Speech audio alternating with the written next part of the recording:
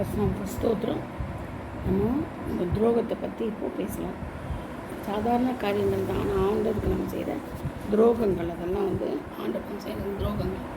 ஆதியாகமத்தில் பார்த்தீங்கன்னாலே நம்ம அந்த ஆதாம் ஏவாள் இருக்காங்களே, ஆண்டவர் படைச்சவங்க, அவங்க 2 பேர்லேயே துரோகம் செஞ்சுட்டாங்க ஆண்டவருக்கு. இவ்வளோ ஆசையாக ஆதாமை படைச்சி, அவனுக்கு ஒரு பெண்ணை படைச்சி விழாவிலேருந்து எடுத்து எல்லாருக்கும் உங்களுக்கு தெரிஞ்சது தான். இருந்தாலும் நம்ம யோசிக்கணும் அதை பற்றி. பெண்ணை எல்லாம் பண்ணி கொடுத்தா என்ன செய்கிறாங்க? சர்பத்தினுடைய பேச்சை கேட்டால் அவங்க என்ன செஞ்சாங்க? பழத்தை சாப்பிட்டாங்க. ஆண்டவருக்கு கீழ்ப்படியாதனால அவங்க என்ன வந்துச்சு? அவங்களுக்கு சாபம் வந்தது. சபிக்கப்பட்டாங்க. தன் நிர்வாணிகள் நான் இது கொண்டாங்க.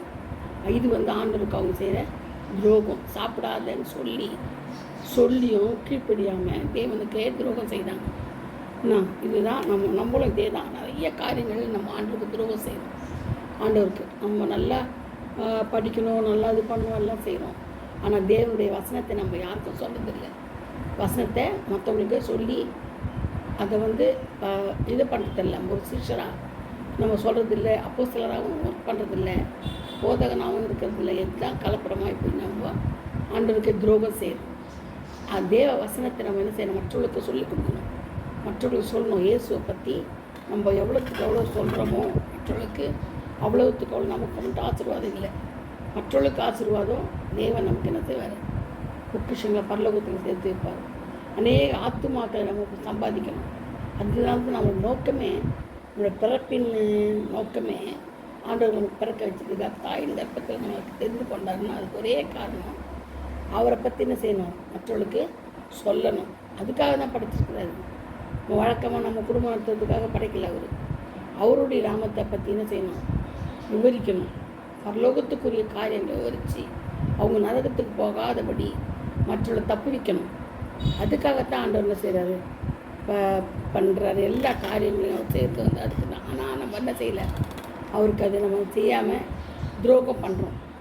அவர் ஒன்று சொன்னால் நம்ம ஒன்று செய்யணும். கீழ்ப்படியாமல் இங்கே போகாதன்னு அங்கே போகணும், செய்யாதன்னு செய்யணும், இது சொல்லாதன்னா சொல்கிறோம், கள்ளத்தை சொல்கிறோம், கள்ளத்தனமாக நடக்கிறோம், வசனங்களை புரட்டி பேசுகிறோம், நமக்கு சாதகமாக எடுத்து வசனத்தை பேசுகிறோம் இல்லையா? அந்த மாதிரி நிறைய காரியங்களும் ஆண்டவருக்கு என்ன செய்யணும்?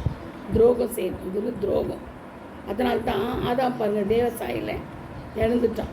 ஆதாம் யாருடைய தேவசாயில் தான் உண்டாக்குனார். அவன் சபிக்கப்பட்ட பிறகு, பாவம் செய்த பிறகு என்ன செய்தான்? அவனுடைய தேவனுடைய சாயலாக எழுந்து மனுஷ சாயல் தான். அவன் குழந்தை பிறக்கும் சேர்த்து பிறக்கும்போது என்ன செய்தான்? மனுஷ சாயலை தான் சேர்த்து பிறந்தான். ஆதாமின் சாயலை தான் சேர்த்து பிறந்தான். அப்போது தேவனுடைய சாயல் அவங்ககிட்ட எடுபட்டுச்சு இல்லையா? ஆண்டவர் தன்னை போலவே தான் ஆதாமை படைத்தார் எல்லாவற்றையும். ஆனால் அதை இழந்துட்டான். அது அவன் செய்த துரோகத்தினால் அவன் என்ன செய்தான்? அந்த தேவ சாயலை இழந்துட்டான். மனுஷ சாயலான மனுஷ ரூபமாயிட்டான். அதே போல் தான் சேத்தும் ஆதாமின் சாயலுக்கு தான் தகப்பனை போல செய்ய அவனும் பிறந்தான். பேதுரு பாருங்கள் என்ன சொல்கிறான்? இந்த வேலைக்காரி ஆண்டவரை பிடிச்சிட்டு போகும்போது வேலைக்காரிங்கிட்ட ஒளிஞ்சிட்டு போகிறான். அப்படியே பின்னாடியே போகிறான். கல்லணை போல போய் என்ன செய்யறான்? இதுவோ போகிறான். அப்போது அங்கே இருக்கிறவங்க பார்த்துச்சுன்னா சொன்னாங்க, ஒரு வேலைக்காரி பார்த்துட்டா, நீ தானே அந்த களிமண் இருந்தேன்னு கேட்கும்போது அவன் என்ன சொன்னான்? இல்லவே இல்லைன்றான். அடுத்தது ஒருத்தன் கேட்குறான், அவன் கேட்கணும், இல்லவே இல்லைன்னு சொல்லி சொல்ல சபிக்கவும் சத்தியம் பண்ண ஆரம்பிச்சிட்டான். பாருங்கள், ஆண்டவர் பெருமையிலேயே சத்தியம் பண்ணதுக்கும் சபிக்கவும் ஆரம்பிக்கிறான். நான் இல்லவே இல்லை, நான் அவரோட இல்லை, எனக்கு தெரியாது, அவன் யாரே தெரியாதுன்னு. அப்போ தான் சேவல் மூடுறதும் போகுது. அப்போ தான் அவன் நினச்சான் தான் செய்த துரோகத்தை நினச்சான். ஆண்டவருக்கு பச்சை துரோகம் செய்தான். அதனால தான் ஆண்டவர் முன்னாடி சொல்லிட்டு இருப்பார், நீ எனக்கு மூடுதான் மறுதளிப்பான். நான் இல்லவே இல்லைன்னா, இல்லை நான் மறுதளிக்க மாட்டேன், உயிரை போனாலும் நான் செய்ய மாட்டேன், மறுதளிக்க மாட்டேன். அதனால் கடைசியில் என்ன செய்தான்? துரோகம் செய்தான். ஆண்டவருக்கு அவன் செய்த துரோகம் மகா கொடியது. நம்ம செய்கிற துரோகமெல்லாம் ஆண்டவருக்கு மகா கொடியது. பொய் பேசுகிறோம், திருடுறோம், கள்ளத்தனம் பண்ணுறோம், மற்ற குடும்பத்தை கெடுக்கிறோம், பொருளில் கொள்கிறோம், பொருட்டு பேசுகிறோம். இதெல்லாம் என்னது? ஆண்டவருக்கு செய்கிற துரோகம். ஆண்டவர் எது செய்யாதன்னு சொல்கிறாரோ அதை நம்ம செய்யக்கூடாது. நம்ம அதை சொல்லியும் செய்தோம்னா அது ஆண்டவர் செய்கிற துரோகம். சரிங்களா? இதுதான் நம்ம ஆண்டவர் செய்கிற துரோகம். அதனால தான் அப்போதாங்க நம்ம தேவசாயில் நம்ம இல்லாமல் போயிடுறோம். ஆண்டவர் அப்போ பட்சிக்கிற அக்கினி போல இருப்பார். பட்சிக்கிற அக்கினி தான் அப்படி நாமமாக பட்சிக்கிற அக்கினி எகோவா. அவர் என்ன சொல்கிறது? என்னுடைய நாமத்தை ஏன் கேட்குறேன்றாரு. ஏன் கேட்குற? இருக்கிறவனால இருக்கிறார், இருக்கிறவனால இருக்கிறவர இயேசு கிறிஸ்து மட்டும்தான். இயேசு தான் உலக ரட்சகர், அவரை தவிர வேறு ரட்சகரே கிடையாதுன்றது எல்லாருக்கும் தெரியும். இந்துக்களுக்கு தெரியும், முஸ்லீமுக்கு தெரியும், கிறிஸ்தவங்களுக்கு நல்லாவே தெரியும். ஆனால் ஒத்துக்கொள்ள மாட்டாங்க. ஏன்னா இந்துக்களும் முஸ்லீமும் கிறிஸ்தவனும் எல்லாமே வேதாகமத்திலேருந்து தான் வந்தவங்க, ஆண்டுகிட்டேருந்து வந்தவங்க, எல்லா ஆண்டவரால் அனுப்பப்பட்டவங்க தான். பைபிளில் எல்லாரும் பற்றி ஹிஸ்ட்ரி இருக்குது இல்லையா?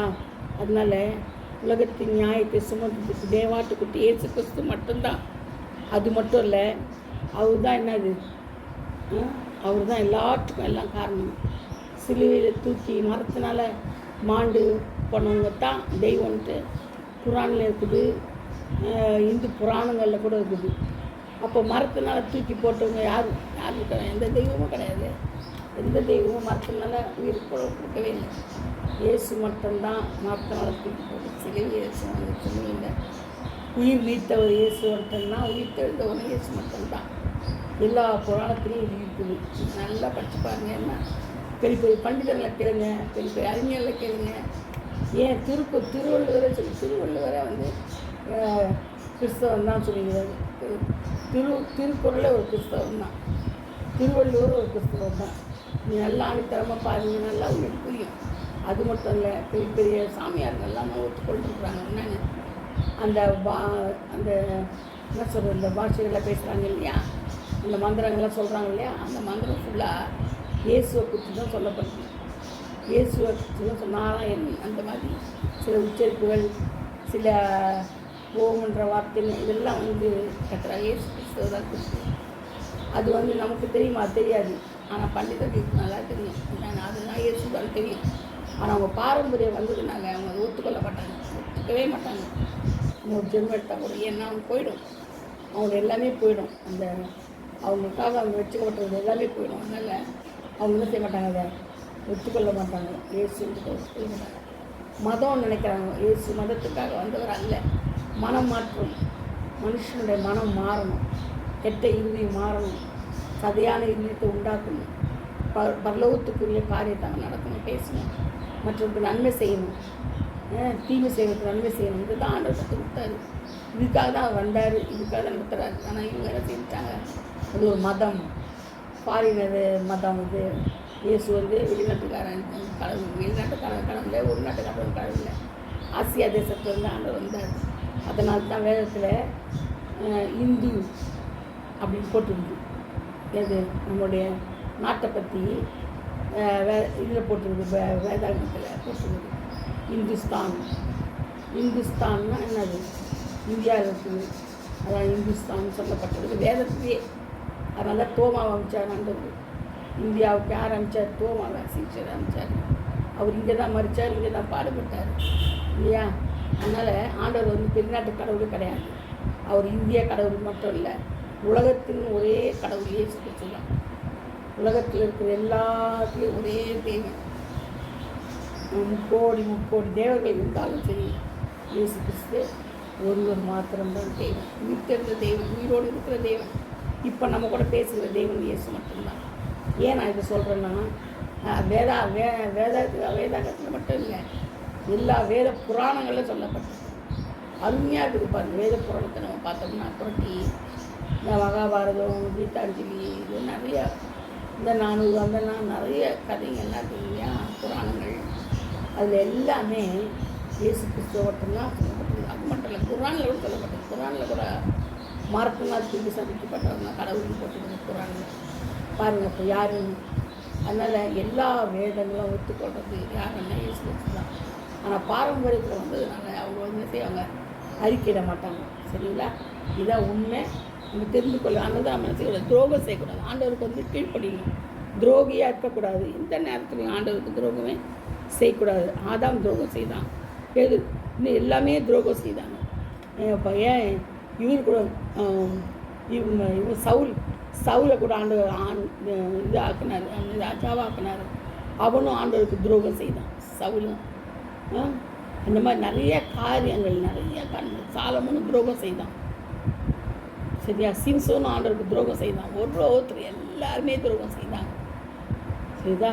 அதனால் எல்லாரையும் ஆண்டவர் வந்து என்ன செய்கிறாரு, நேசிக்கிறவர். இரக்கம் பாராட்டுறது. அதனால் கர்த்தர் தாம் இந்த வார்த்தையெல்லாம் ஆசீர்வதிப்பார். நாம ஆண்டவர் துரோகம் செய்யக்கூடாது.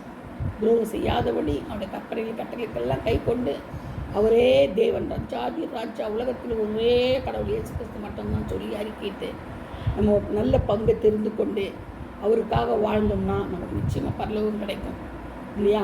நம்ம பரிசுத்தமாக வாழணும், அவர் சொன்னபடி வாழணும், அவர் அடிச்சோடி பின்பற்றி வாழணும். அதுதான் ரொம்ப முக்கியமானது.